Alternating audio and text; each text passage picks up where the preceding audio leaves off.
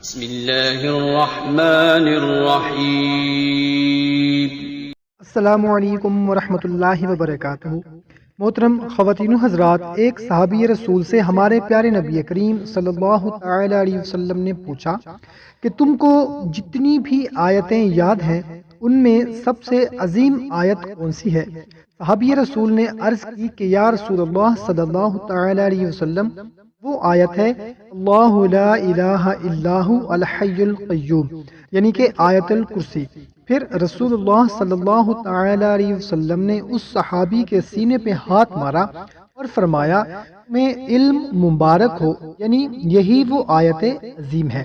ایک دوسری حدیث مبارکہ میں آپ نبی کریم صلی اللہ تعالی علیہ وسلم نے فرمایا کہ سورہ بقرہ میں ایک آیت ہے جو قرآن پاک کی تمام آیتوں کی سردار آیت ہے۔